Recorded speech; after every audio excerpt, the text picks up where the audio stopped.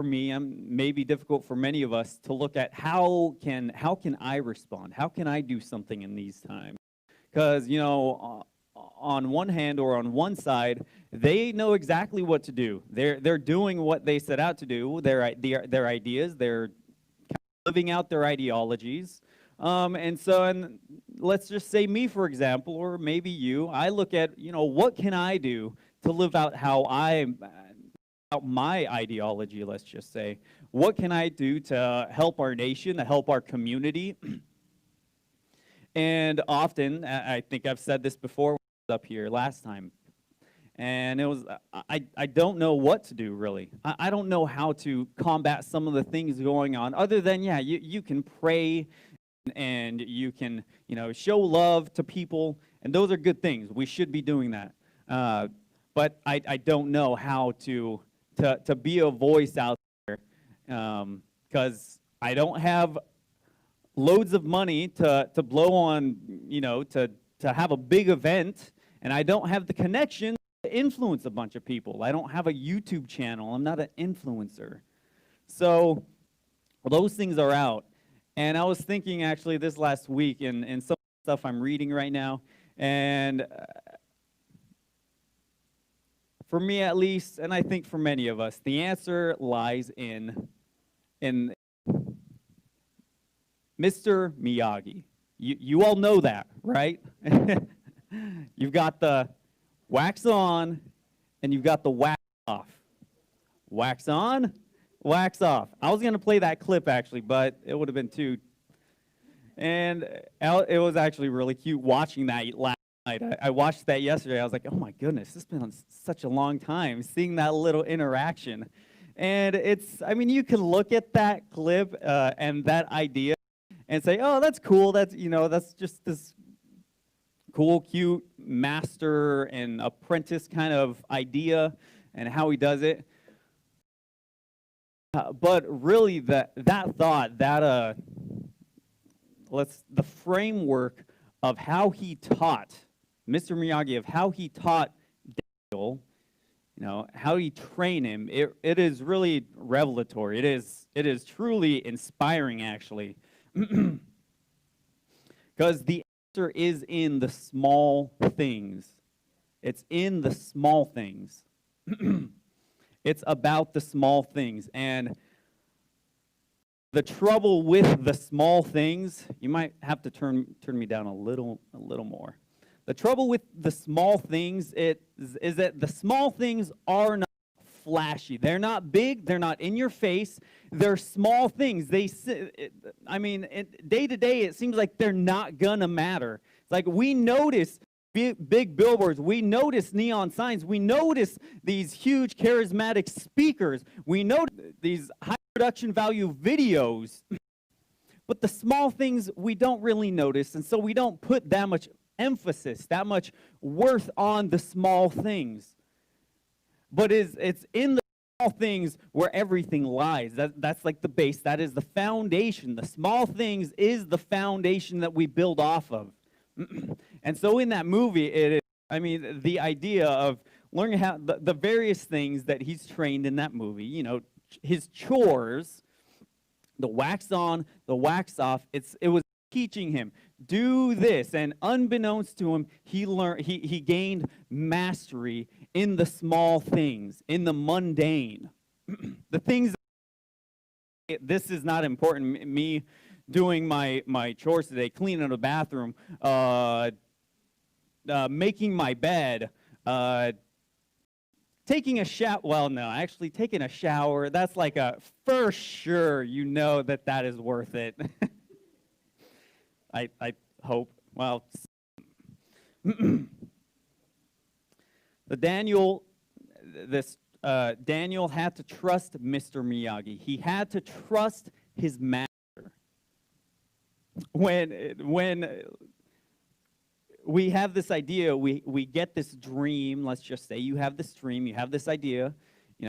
As Pastor had said, he had this idea of what this church was going to look like, being pastor of the city. And maybe we're still, actually, we've received numerous of what that is probably going to look like with this building being full and a different building being full. But right now, this is where God has him. It's awesome. It was great seeing him on Friday night, and it's been awesome hearing about all the crazy things, the God-ordained things that have happened where people are calling him. And it was all because he was faithful. He's been faithful over the years. Somebody said this: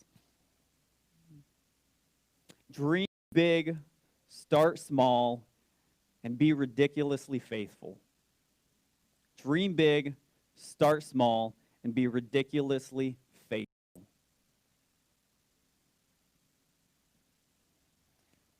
And that's pretty simple. It's not easy, but it's simple. You just stick with it.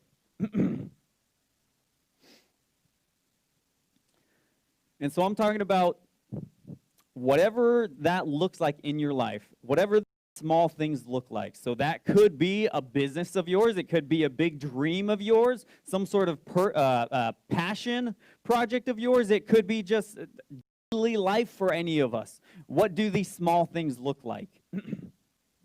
What could be anything. Like yesterday for me, it was I had the opportunity to pray healing for somebody at work. And I heard it was actually her brother drove into a building, somebody's house.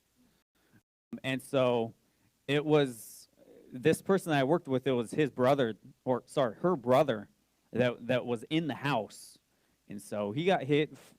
God, he's alive. I don't know that much information. I couldn't find it online, but so I talked to her, and well, I was like, oh, well, I can actually speak in this. But I was able to pray for her, and it was actually awesome because it was at work, and it was in the middle of the kitchen. And I was like, hey, you know what? Can I pray for you? And I was like, can I pray for you right now? Like, and she's kind of she's soft spoken. She's like, oh, I guess, okay. I was like, all right. So we went for it, and she was extremely grateful. And it's in small things like that. It's in small things like that we hope we can gain influence over time. It's not that is the goal, but the eyes are not focused on that. The eyes are focused on the small things in the moment where we can make an impact on somebody's life right here and right now, and hoping that their day can be made better. I mean honestly, truly, I hope that every one of us can say, how can I make every day, how can I help make someone's day better? Because I used to say, how can I help make someone's life better? But when you say that, it's like that puts no responsibility. I can't take any responsibility, because that could be, okay, I can make somebody's life better. Maybe it'll be tomorrow, maybe it'll be next month, maybe it'll be next year. But when you say, okay, today, how can I make somebody's life better today? It means, okay, you know what? Today I have to go out and do something about it. We have to be intentional. There has to be intent. These small things, these ripples, that's the title of this message. I forgot that. Making ripples. The title of this message is Making Ripples.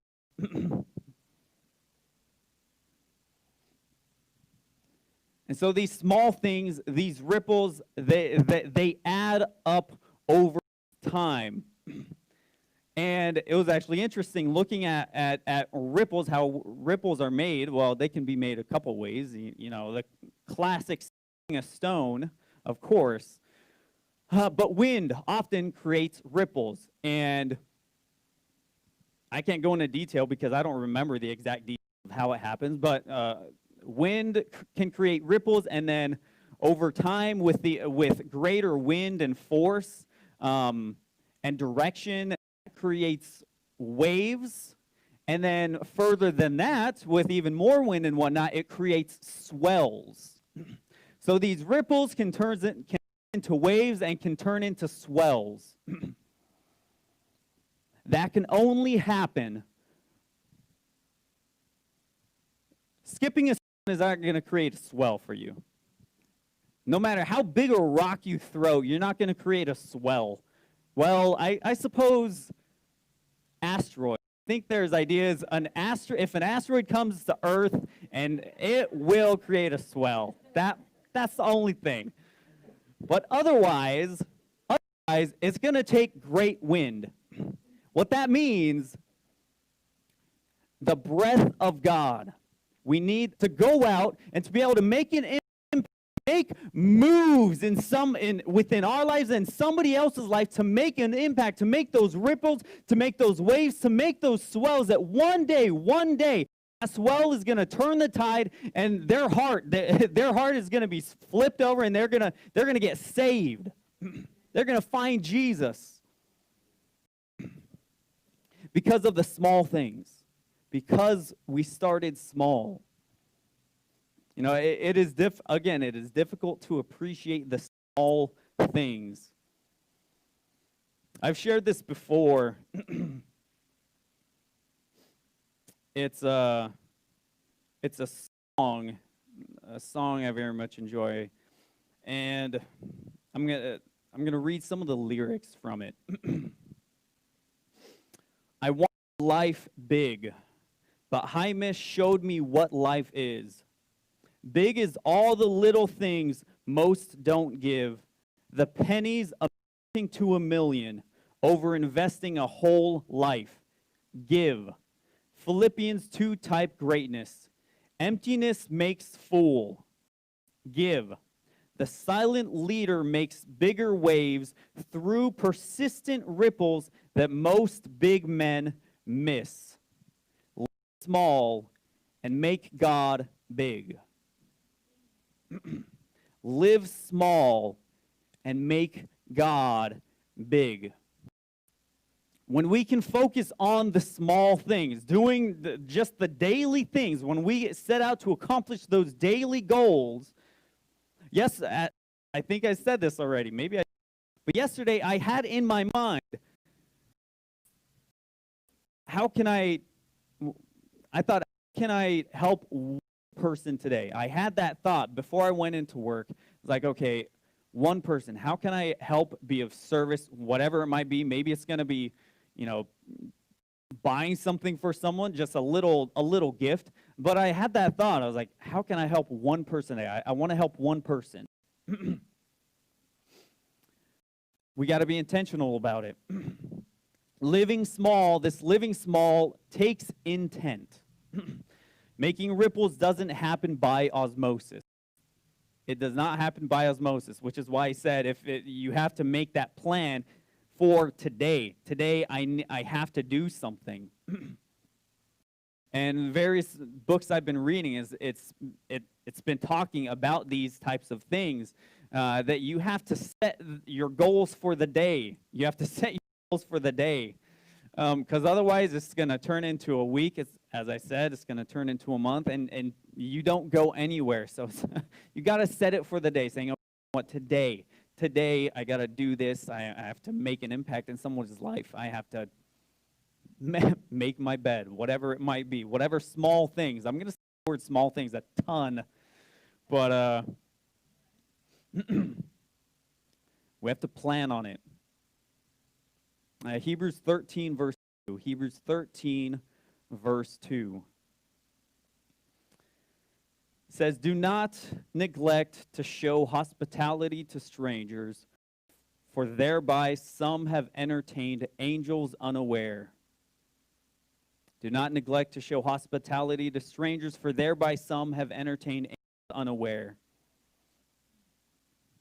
We have no idea. We have no idea what is actually happening in the spirit realm, in the physical, which is why we need to be with the Holy Spirit, so we're both going the same way. I mean, if we're not, we can go kicking against the goads. If we're doing it on our strength to make an impact in someone's life, you might be able to help them, but you may be doing a disservice to them if the Holy Spirit has another plan, which is why we have to be Holy Spirit-led Christians. We need to hear from the Holy Spirit and act and obey.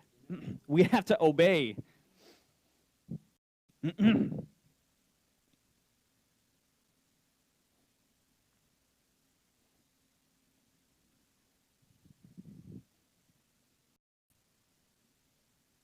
It's very important that we don't get discouraged as well, because with small things, with small acts, it is very easy to get discouraged. I mean, if you're if you wanted to become a professional archer, and somebody and the master archer comes to you and says, okay, you've enrolled in this program, you're going to become a master archer. For the next year, the next 2 years, the next 5 years, on a daily basis, I need you to chop wood and carry water. Maybe you've heard that. I need you to chop wood and carry water. And you'll get to, fling an arrow here and there, but every day